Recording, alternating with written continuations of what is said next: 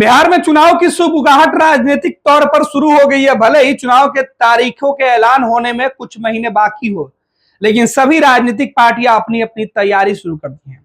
लेकिन बिहार की सत्तारूढ़ जो पार्टी है जेडीयू, उसके अलग ही खेल निकलकर सामने आ रहा है।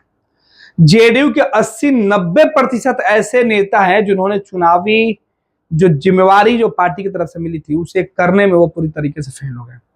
इसी बात को लेकर जो चर्चा है वो हम बताने आए हैं। चर्चा है कि जेडीयू के 80 से 90% जो नेता हैं वो चुनावी टास्क में फेल हो गए हैं।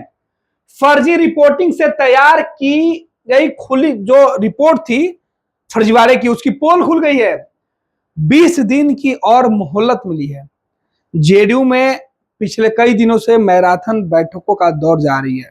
नीतीश कुमार भी कई दफे जेडीयू दफ्तर का चक्कर लगा चुके हैं, पार्टी के नेताओं को निर्देश दे चुके हैं। इस बार 2025 का चुनाव 225 सीटों के साथ जीतने का लक्ष्य रखा गया है, लेकिन जेडीयू की तैयारी जो है उसकी पोल खुल गई है, क्योंकि जेडीयू के नेताओं ने ही जिस तरीके से फर्जीवाड़ा किया है उसके बाद पार्टी की तरफ से अल्टीमेटम दिया गया है। 20 दिनों की जो डेडलाइन है वो दी गई है।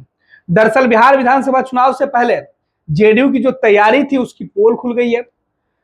रिपोर्टिंग जो की गई थी उसमें गलत जो दस्तावेज है वो दिए गए थे। जातिगत आंकड़े और बूथ कमेटी की रिपोर्ट में भारी गड़बड़ी सामने आई थी। इसके बाद ये पूरी जो खबर है वो खबर निकल के सामने आई। खबर लिखा है हमारे सहयोगी विवेकानंद ने। आपको बता दें कि बिहार विधानसभा चुनाव से पहले जेडीयू के नेता और पदाधिकारी अपने ही परीक्षा में फेल हो गए। ये परीक्षा चुनाव के तैयारियों के लिए दिया गया था। करीब 90% प्रभारी जो टेबल रिपोर्टिंग है वो रिपोर्ट जो उन्होंने सौंपी है नेतृत्व को, उससे नेतृत्व काफी खफा है। समीक्षा में जो रिपोर्ट दी गई थी उसमें जो है सभी रिपोर्ट की पोल खुल गई है। इसमें सुधार करने का मौका दिया गया और सुधार के लिए 20 दिन का जो समय है वो अतिरिक्त दिया गया है। आपको बता दें कि नीतीश कुमार की पार्टी की जमीनी हकीकत एक बार फिर से सामने आई है। अधिकांश नेता सिर्फ कागज पर ही एक्टिव रहते हैं, इस बात की भी पुष्टि हो गई है। दरअसल बिहार विधानसभा चुनाव से पहले नीतीश कुमार की पार्टी बूथ स्तर तक अपने कार्यकर्ताओं को एक्टिव करना चाहती है। इसके लिए हर बूथ पर 10 लोगों की कमेटी बनाने की कोशिश थी। इसके लिए जिला अध्यक्ष से लेकर विधानसभा प्रभारी और जिला प्रभारियों को टास्क दिया गया था। साथ ही सभी गांव में वोटर लिस्ट के अनुसार वोटरों की जाति की पहचान करने, हर बूथ पर 4 सबसे अधिक वोट देने वाली जातियों को चिन्हित कर उन लोगों का नाम मोबाइल नंबर के साथ देने को कहा गया था। पार्टी नेतृत्व ने जो टास्क दिया था उसे अधिकांश नेताओं ने पूरा ही नहीं किया। बैठक में मौजूद नेताओं ने बताया कि जनता दल यू के प्रदेश अध्यक्ष उमेश कुशवाहा और अन्य नेताओं ने जो मंगलवार को समीक्षा बैठक की थी उसमें पूरी पोल पट्टी खुल गई। समीक्षा में पाया गया कि अधिकांश नेताओं ने घर में बैठकर बूथ कमेटी बना दी है, उसमें भी भारी फर्जीवाड़ा किया गया था। सभी बूथों पर अधिक वोट वाली 4 जातियों को चिन्हित करना था, उनकी संख्या बतानी थी, उनका नाम और मोबाइल नंबर देना था। लेकिन इसमें जेडीयू के जो नेता थे वो घर में बैठकर जो है अपने मन से उन्होंने एक रिपोर्ट बना दी जिससे वास्तविकता से कोई लेना देना था ही नहीं, और ये बात समीक्षा में पकड़ी गई।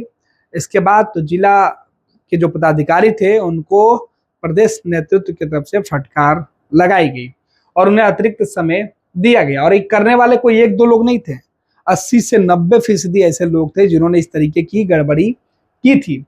अब विधानसभा क्षेत्रों की रिपोर्ट को जो दिया गया था उसे खारिज कर दिया गया है। कहा गया है कि रिपोर्ट ठीक करिए, क्योंकि पुरानी जो रिपोर्ट आपने दी है वो सही नहीं है। कई जगहों से जो रिपोर्ट आई है उसमें कई तरह की खामियां हैं। कई बूथों पर वोटर लिस्ट से ही नाम चढ़ाकर खानापूर्ति की गई है, ऐसा नहीं चलेगा। इसके बाद सभी विधानसभा प्रभारी, जिला प्रभारी को 20 दिनों का समय दिया गया है ताकि सुधार कर पूरी जो रिपोर्ट है वो दिया जाए।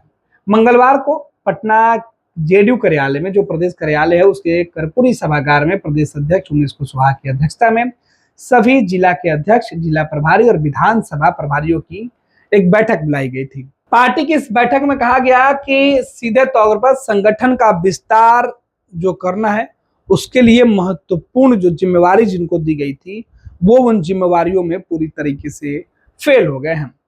साथ ही साथ बताया गया कि पार्टी के आगामी जो कार्यक्रम होने हैं उसको लेकर किस तरीके की रूपरेखा तय की जाए।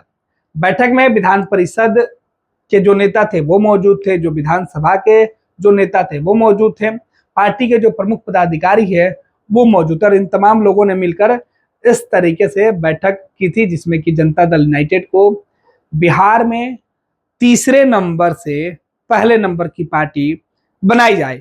जेडीयू की तरफ से यह कोशिश की गई थी कि सभी जो विधानसभा है 243 विधानसभा के सभी विधानसभा के जो प्रभारी हैं, बिहार के जो सभी जिले उनके जिला अध्यक्षों के साथ साथ जो जिला के प्रभारी हैं उन तमाम लोगों को यह जिम्मेवारी दी गई थी कि बूथ पे जिस तरीके से संगठन को विस्तार देने के साथ साथ बूथ तक संगठन को पहुंचाने की जिम्मेवारी है और ऐसे में यह भी तय करना होगा कि ऐसे 4-5 लोगों की लिस्ट बनाइए जो अलग अलग जातियों में अपनी पहचान रखते हों और उन तमाम लोगों का वोट भी वो दिलवाने में सक्षम हों।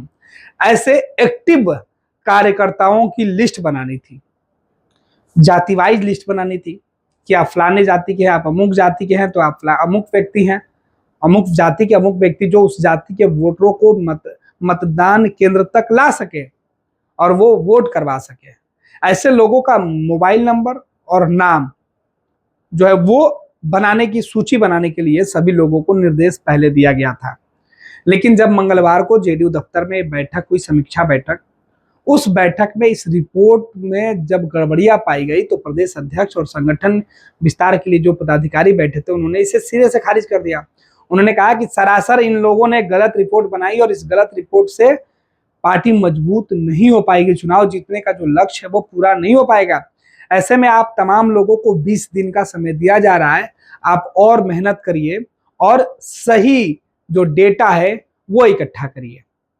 अब देखना है कि चुनाव जीतने के लिए जेडीयू की तरफ से जो 80-90% जो पदाधिकारी है जो अपने काम में पूरी तरीके से फेल हो गए हैं, इस 20 दिन की अवधि में क्या वो पूरा कर पाते हैं, जो टास्क है उसको हासिल कर पाते हैं?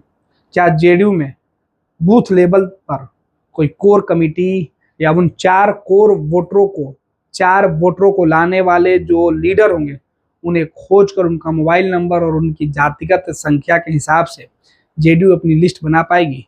और क्या इसका फायदा चुनाव में होगा? कई तरह की बातें हैं वो किया जा रहा है। फिलहाल समीक्षा बैठक में जो गड़बड़ियां सामने आई थी, जेडीयू ने उस पर आपत्ति जताते हुए नया फरमान जारी कर दिया है। आयुष्मान भारत के तहत निशुल्क surgery Netaji Subhash medical college एवं हॉस्पिटल में जनरल सर्जरी, नेत्र surgery, ENT surgery, ortho surgery, प्रसूति एवं स्त्री रोग सर्जरी की सुविधा आयुष्मान भारत के तहत उपलब्ध है। साथ ही बीमा कंपनी के द्वारा इलाज की सुविधा। NSMCH, अम्हारा, बिहटा, पटना।